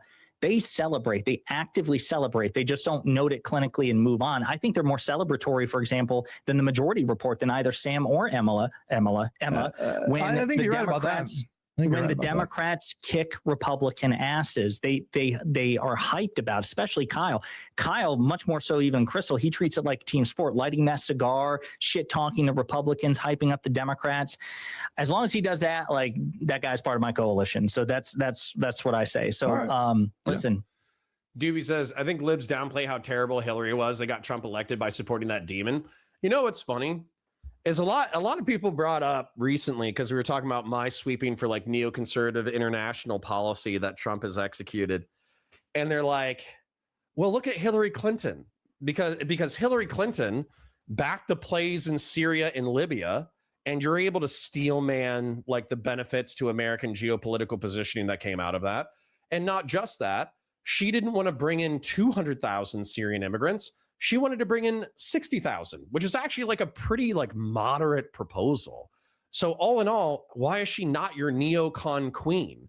And I was like, you know what? She would have been my neocon queen if she wasn't completely hostile to firearms and if she didn't eat babies. Like it's kind of off-putting. And then I show them the video from South Park where it's like Christopher Reeves, the paralyzed Superman guy, where he like takes like a fetus and snaps it open and sucks out the interior of it. Like I would be more likely to, vote for Hillary Clinton if I couldn't vividly imagine her taking in like an aborted fetus, snapping it in half and sucking out the insides. You know what I'm saying? It would have been easier to check that box. Bro, appreciate it. This was supposed to only be 30 minutes. This is why if she didn't eat babies, who cares? Oh my God. Don't stream with you guys anymore. Fucking love it, bro. I do. No, I do. I do. I can't, like I said, I kept texting, like, give me another 30 minutes, give me another 30 minutes, give me 45 minutes and stuff like that. It's fun. It's fun. Even when we're circling the drain, it really is. I just don't know how you guys sit on your ass and do this for 8 to 10 hours a day. I don't know how you do it. Like, my back is sore. My head is. That's why I do 5. Sore. Like, it's a discipline. It really is. Drugs. Like, when ADHD when Hassan, was it Hassan who said, talked about how hard streaming was or whatever, and he got a lot of shit for it. Was that Hassan? Yeah, it was. You know what I'm talking about? I don't even think what he said on paper was like that bad, but it's the way that he framed it that I think. But I think his point about. Yeah, sorry, I got to interrupt that one. So Hassan Piker said that it's harder than a 9 to 5, which is just bullshit. Okay, because I've done 9 to 5 administrative roles in the military. I did 12-hour shifts in law enforcement. I did 9 to 5 construction administrative work. I did 40 to 60-hour weeks of admin jobs for for insurance companies. Dude, there was no way in hell, like 10 times out of 10, if you give me the option of streaming for 8 hours, I only stream 5 hours, but streaming for 8 hours a day or working a normal admin 9 to 5, it's streaming every single time. Because you know what I do during a 9 to 5? During a 9 to 5, I'm doing my job. I'm writing emails. I'm doing phone calls or whatever. But then I'm listening to Twitch and YouTube political content in the background anyways. I'm listening to Warhammer lore videos anyways. So now, instead of me, kind of like listening to Twitch and YouTube politics, I get to produce Twitch and YouTube politics. I get to watch whatever's hot in the Twitch and YouTube political scene and then break it down from my perspective. That's an amazing way to spend my day. Are you shitting me? So yeah, Hassan's totally wrong. I just think that people are different temperamentally. And I think that what Josiah is really saying is that rather than sitting on his ass, passively listening to content while interrupting every 5 minutes in order to yap about it, because it is a lot of yapping, what he would prefer to do is he would prefer to take a topic, research it a little bit, script it, do minimal editing, and post it 3 times a day. And that's the formula that works for him. And that meets his temperament. And good for him, by the way, like finding his golden cow, finding his capacity to just print cash. Good for him, man. I think it's a temperament thing, not like a skill thing. And obviously, this is way better than a 9 to 5. Way better than a 9 to 5. Andy says Hillary was a trash candidate, but Bernie would have handed Trump a trifecta. Laugh my ass off. Lefties start absent from reality. I mean, honestly, I'm kind of with you. Darth Panzer says base Hutch drugs are also how I make it through my day. True. Caffeine in the morning, duloxetine in the morning, stomach meds in the morning, then a nap, and then caffeine in the afternoon, then work until midnight, and then take 2 milligrams of melatonin, 2 Tums, and 2 Gas X. Boom. Perfect. I got stomach problems. What can I say? Your social battery being drained is like not even controversial. I think that is for sure a thing.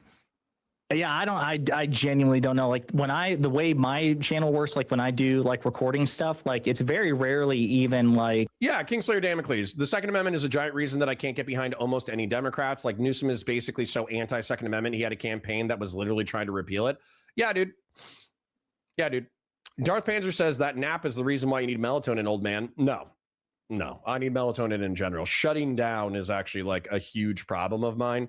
And the nap is mostly because for the past few days specifically, I do my 9 a.m. to 2:30 p.m. shift or whatever, but then I came back for like a 9 p.m. to midnight shift. So 2 grams of melatonin. I hope he means milligrams. I do mean milligrams. Good catch.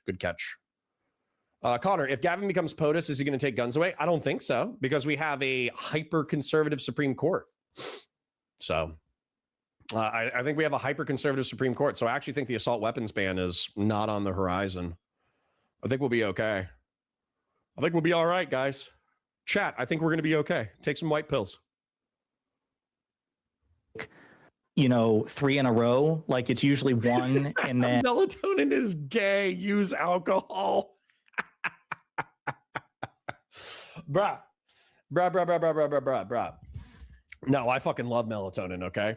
Try meditation? No. What I am going to do is I'm going to smoke a little bit of reefer and I'm going to stretch and I'm going to meditate on weekends for sure. That's definitely going to happen. So I'll do a little bit of meditation, but not all the time and not before sleep.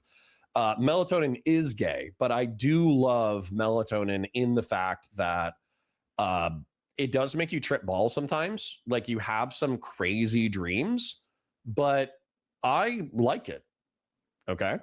I like it. And by the way, what ends up happening, so somebody's saying like it's so good, but it's addictive. I bet it is addictive. So for me, what happens is I take 1 to 2 milligrams of melatonin. Sorry for yawning, by the way. You guys have been talking about napping and shit. But I take 1 to 2 milligrams of melatonin, and then probably 45 minutes later, I just kind of get the sleepy feeling, like the feeling of like, it would be nice to roll over and close my eyes and just kind of drift away. And if I don't take melatonin, I just don't have that. As a matter of fact, that was one of my biggest problems when I got out of the military. When I got out of the military, I just did not have that signal to go to sleep. And so as a result, I would like stay up, like frayed, frenetic, anxious, in pain for 21 hours out of the day, or not 21 hours, -5, for 19 hours out of the day. I would get 5 hours of shitty sleep, and then I would go work, and I would go to school, and then I would come back and get 5 hours of sleep. And I just did that over and over and over again until I discovered melatonin. So yeah, melatonin's the fucking jam, bro. And I'm doing research on another one. So there are like breaks and shit in between. I genuinely, I could not do it. You guys are super. You gotta love it. So you gotta love it. Yeah. Love of the game. I do love it.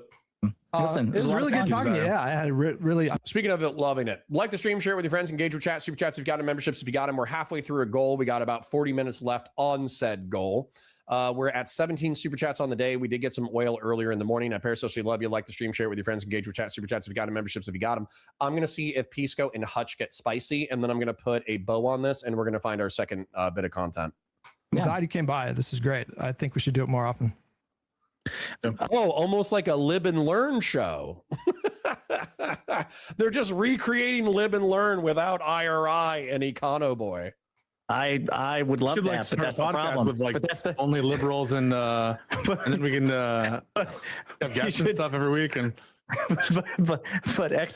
we should get a Convoy back too and start like a live and learn knockoff, a live and learn cover band. So we could do no, live, it learn, was love, fun. or whatever that one was. Live, laugh, love. Remember, we did that. Live, laugh, love, because we need laughter. All right, no, listen, guys, it's fun. Talk to you later. Now everybody's interrupting me with like sweet sleeping tangent memes to distract from content, but I love it.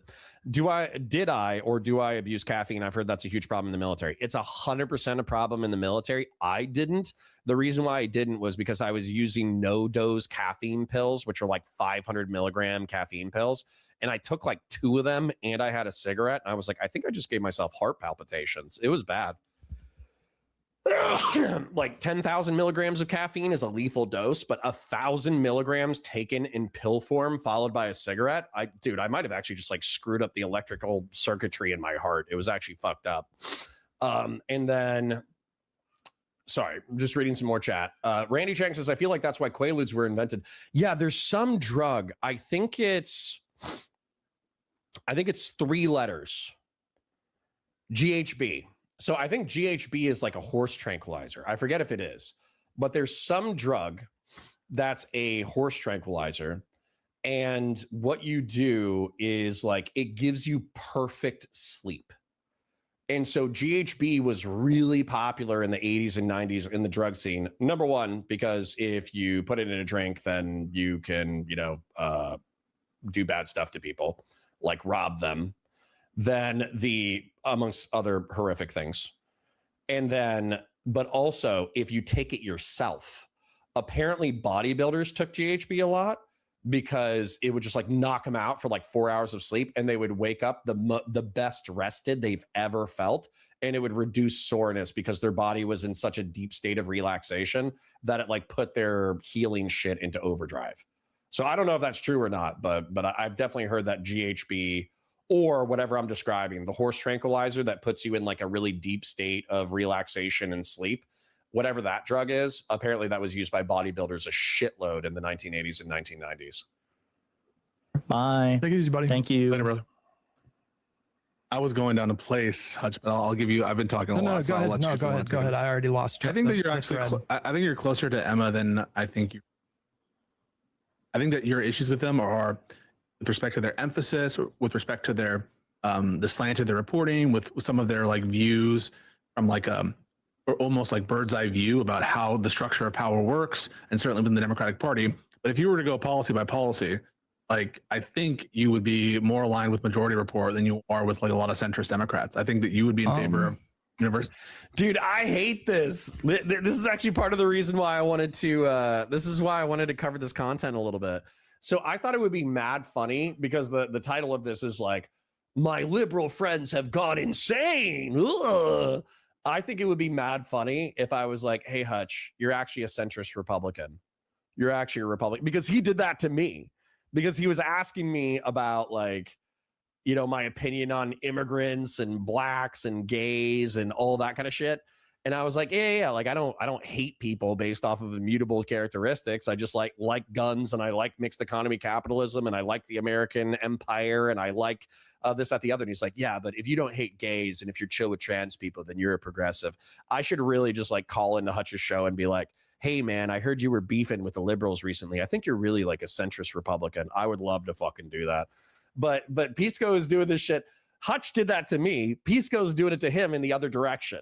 He's saying, no. You're actually like giga progressive. Like, don't worry about it. You and Emma Vigeland, practically the same person. Oh, God, I hope he rejects it and they start fighting. It would be great. I'm sure there would be policy disagreements because they really like rent control, for example. And my understanding is that basically every economist, left wing and right wing, thinks that rent control is bad. And so I think they're more closed off to market solutions. I think both of them are probably anti-capitalist, probably Emily more than Sam.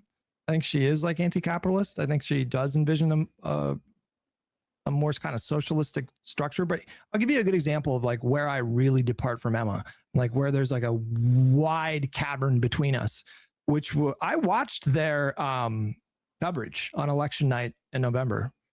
I watched. It's sad. I mean, I thought Emma cried. I was like very upset. She didn't cry, but like, so when I was covering the election, I was telling my chat going into it, I'm not going to be satisfied unless this is a really dominant victory. And then what ended up happening was that it was even more dominant than I thought it was going to be. Like the margins were. Are you talking about 2025 or 2024? 2025, just this last November. I'm so sorry. I'm so sorry. Yeah. Maybe I didn't specify the year, but that's my fault. So the vibes on my stream, bro, we were dancing. We were like, holy fucking shit. Like the Republicans are fucked. Like we were euphoric. The vibes were immaculate. And then I tuned over to the Majority Report's coverage, and that was like straight up depressing. Because what was happening was there were early reports coming in that Mikey Sherrill and Spanberger's margins were exceeding expectations. And she was legitimately pissed off that people were talking about that. Really? And she was, yes. And she was undercutting the idea that their victories were notable. Like they were watching the news, and the news was reporting. Hold on. Hold on. No. They can keep fighting. Newman X for 10 says fashion 40. Officer Nasty, stop fighting. No. Hold on. You misunderstand. Okay, you misunderstand. Let me be more specific. Why do Officer Nasty and Fashion 40 are fighting about Hassan Piker and political effectiveness? Okay. So what I've said, it's not that electoralism doesn't matter. Okay. And it's not that canvassing doesn't matter. It's that the effects of those efforts are diluted. Okay. So to be clear, I actually do think that raising money for charity is less involved and maybe even less effective is a weird term, but like less effective to achieve systemic political change than electoralism. But the reason why I personally don't like electoralism is because there's a series of dilutions that happen. So number one, I'm involved in online politics minimally, right? 100 viewer Andy over here, but I'm already diluted because I'm a fraction of a fraction of a fraction of the Twitch and YouTube political community. And then I advocate for my Twitch or YouTube political community to see the world in a certain way, or at least see it through my eyes where they're sympathetic with my worldview. And I'm going to lose the vast majority of my audience when I'm trying to force them to see the world exactly the way that I see it and agree with every one of my political prescriptions, right? 90% of you are not going to agree with every single one of my political prescriptions. Then when we go canvassing, it's going to be even less people who show up and participate. Now you do have like a modifier, like a positive modifier, where a single volunteer can reach out to multiple potential voters and get multiple potential voters to sign up. But then what ends up happening is when you have those people sign up, they end up voting for a candidate who then dilutes the legislation that needs to be passed because they have to deal with political reality. And so a republic and electoralism, while it's better than fascist dictatorship, authoritarian communism, or Islamic theocracy, it's still like a very diluted and ineffective way to positively impact a community. So that's why I don't like it, even though I think it's necessary and that it's good to be involved in the process.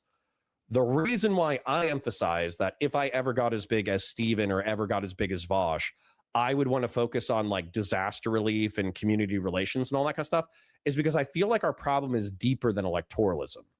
Like we're not just going to pass some new legislation and then boom, we've like solved the crisis of American identity.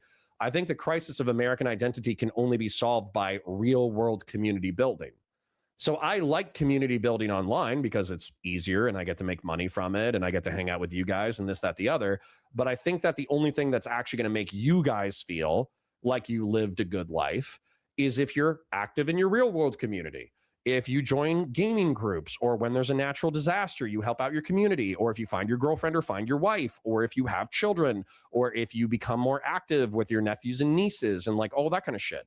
And so I try to encourage you guys in those ventures insofar as I'm possibly able, but then I'm also angling for that as a long-term goal of the channel. So I don't want y'all to get it twisted that I think like voting's cringe, like voting sucks. Now it's not that voting sucks, is that it sucks compared to an ideal world where I'm a benevolent dictator. Okay. So, you know, like obviously I would love to be a benevolent dictator, but I also think that I would be corrupted by power. So we have to operate within the system as it presently exists and push for incremental change while also becoming individuals who are better, and then also becoming having as much of a positive community impact as we possibly can. Right? So Oscar Nasty says, when my streamer does paid propaganda, it's based, and when a streamer I hate does it, it's bad. That's true. That's true. So when I do paid propaganda for the Democratic Party because they're legitimately the lesser of two evils during the 2024 election, and if Kamala Harris had won, then we would have substantially less destruction and anarchy and death in the world. That is based. And when Hassan Piker travels to China in order to do paid propaganda for a authoritarian communist regime, that is bad. So, Officer Nasty, you're saying this comment sarcastically, and yet it is perfectly true and logically consistent. So, what the fuck do you want from me?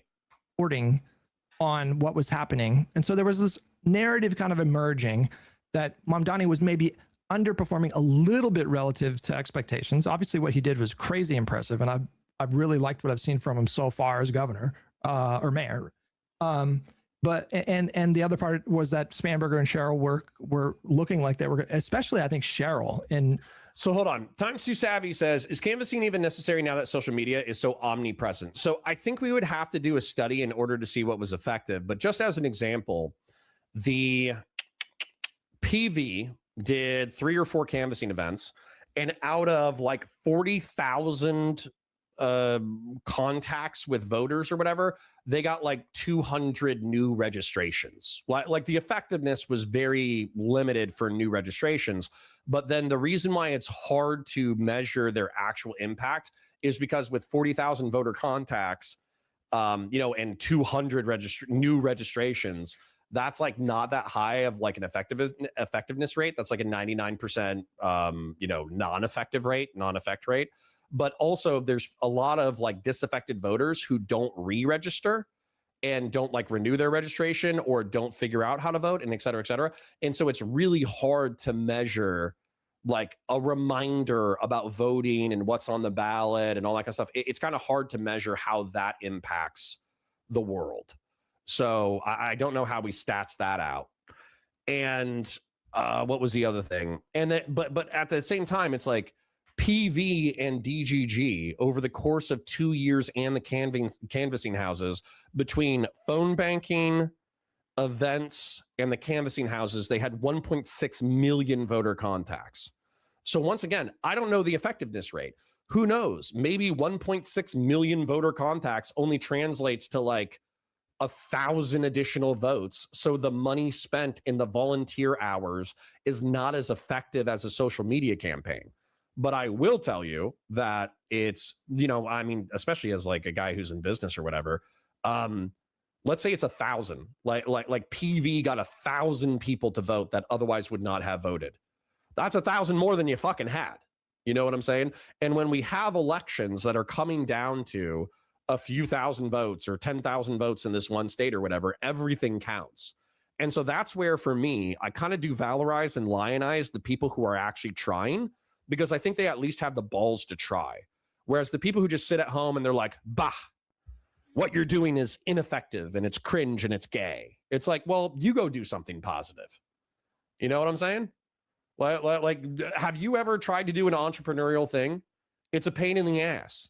Everything that I've ever done that involved like a game plan, it's taken me 2 to 3, realistically, it's taken me 3 times as long as I thought it was going to take, and it cost me twice as much money.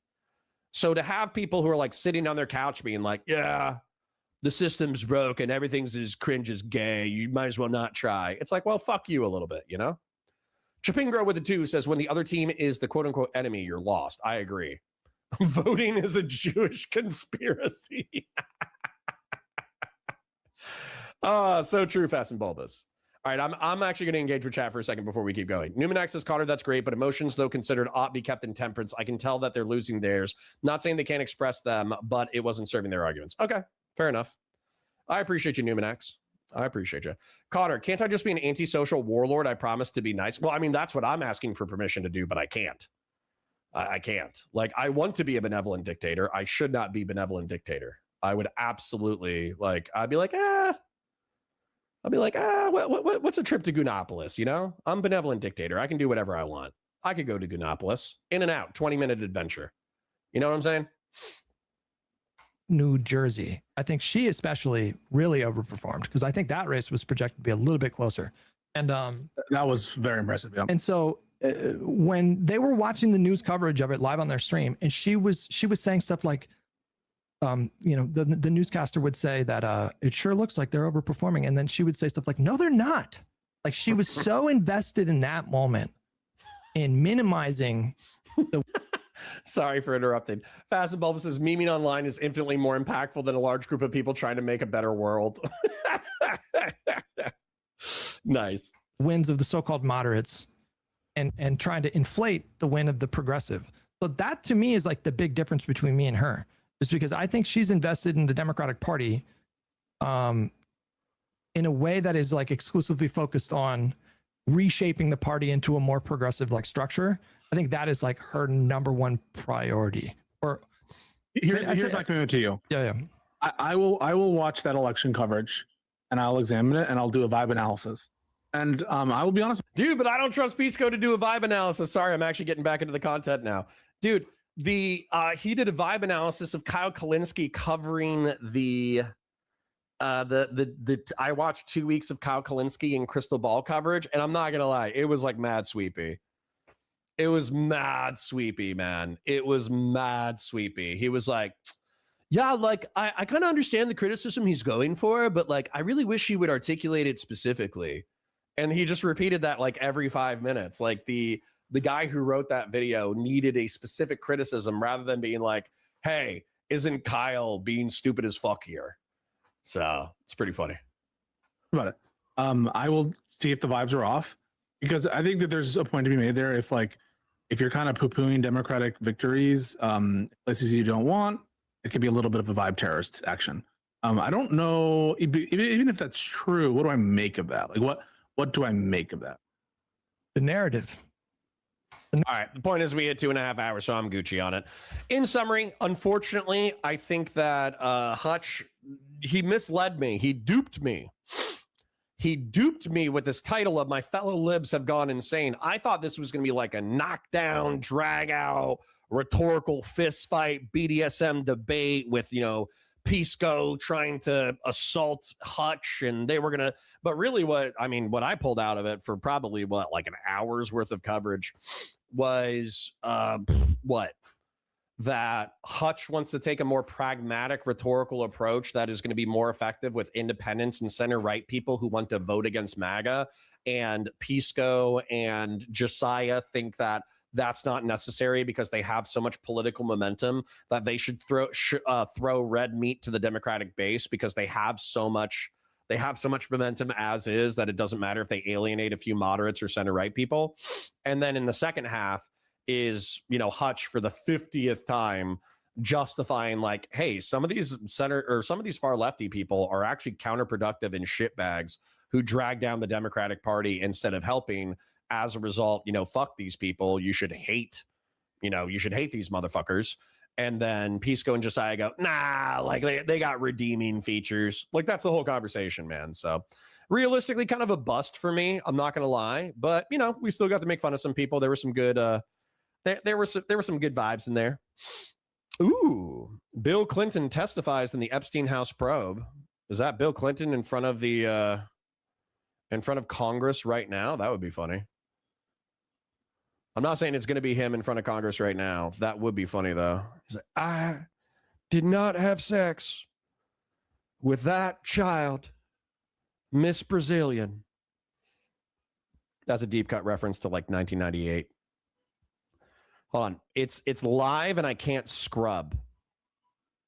I wish I could scrub right now. I did not have sex with that child. Thanks, Bill. Chapingo for 2 says, I'm curious, what's your D&D alignment? Probably chaotic good or lawful good. Depends on the day. A bounce between chaotic and lawful good.